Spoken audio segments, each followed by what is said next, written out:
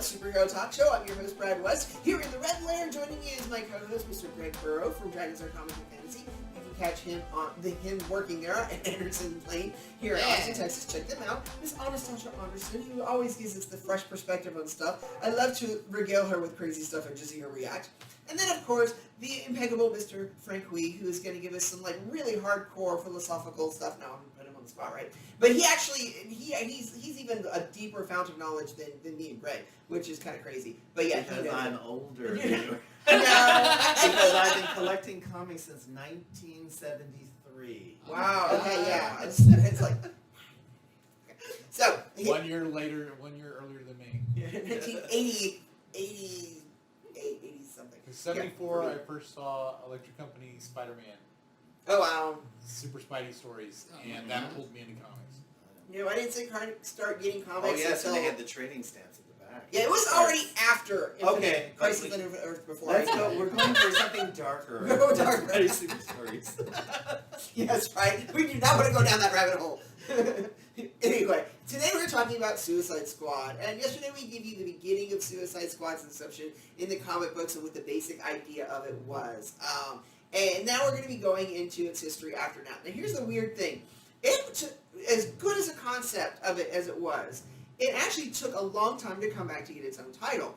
Suicide Squad ran from 87 right? 87 and 93? It was only 5 years. 87 to 93, yeah. You're right. Yeah.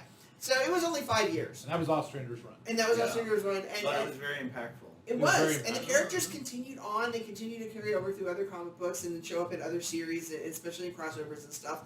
But it wouldn't be until 2001 that they got another series of their own. Written by Keith Giffen. Who is another amazing DC writer who's given us a lot of our favorite stuff from there. I don't really honestly know much about that series because I didn't read it back in that time.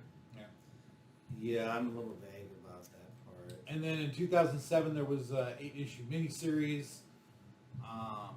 So that was Volume 3. Volume 4 was when they did the New 52, so the reboot in 2011.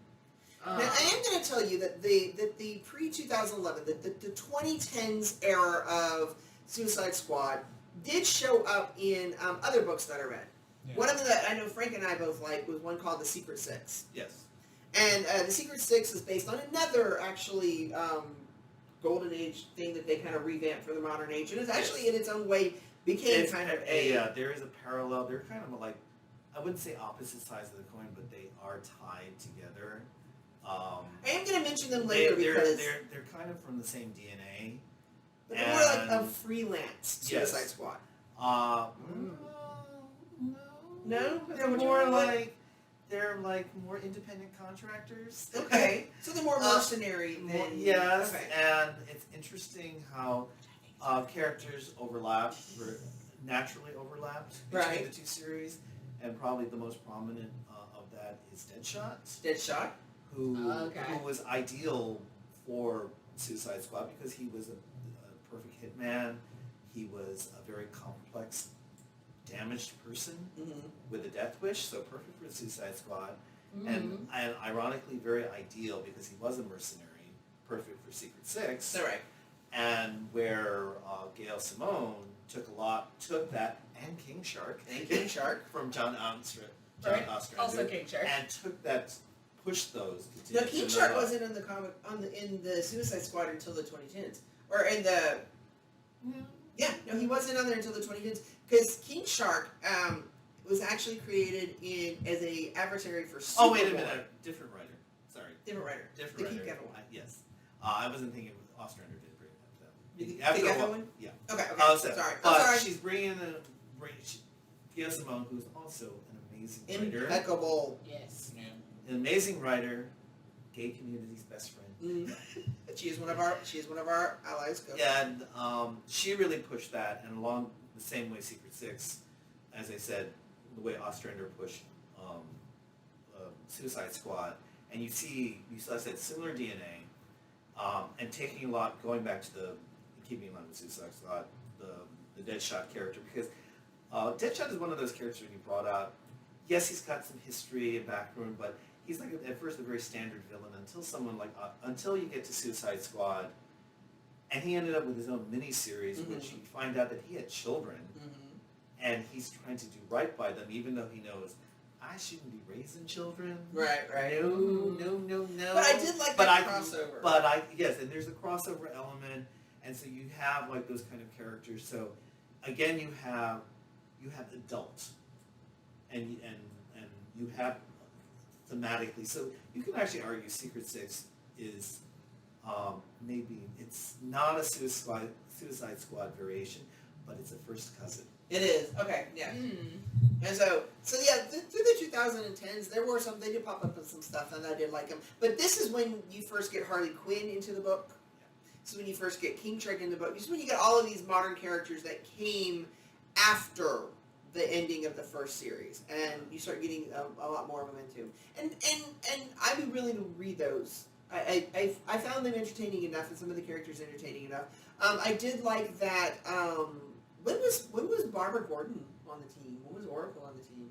Oh, I'm trying to remember that. One thing that is really interesting is about the 2010s version that's different than the 80s, 90s versions, is the 80s, 90s versions actually were a combination of straight up villains, anti-heroes who were heroic and morally heroic, but they were in there for breaking the law, and actual heroes.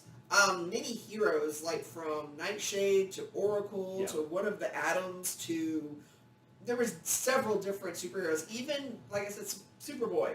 Superboy was there on the Suicide Squad for a minute. The clone version of Superboy. Because he actually was there to help keep King Shark in control. Sometimes you can create Amanda having a rationale, making deals. Like in Nightshade's case, she was making a deal with her. It's like, you help me, I'll help you. Right. It's business. So that you can rationalize it that way. Sometimes I don't think that really works. Or rather, I don't have a preference for that. I actually like it when it's just the criminals, the expendable people, because that way you can get the humor, you can get like people kind of busting each other's chops, going back from yesterday's episode where you have a character like Captain Boomerang who is a source of humor, but at the same, and you wonder sometimes, why is he on this team? But he does serve a purpose on the team. Even though he's basically throwing toys at people, but you have that, and you can, and he does serve a function.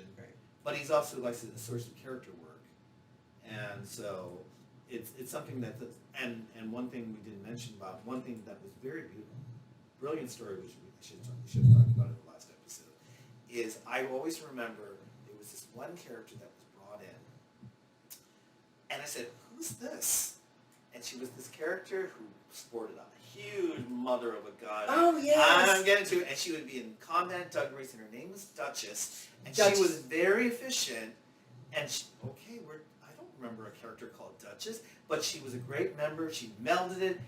And then it turns out she was a member of the Female Furies from Apocalypse. And she was stuck on Earth.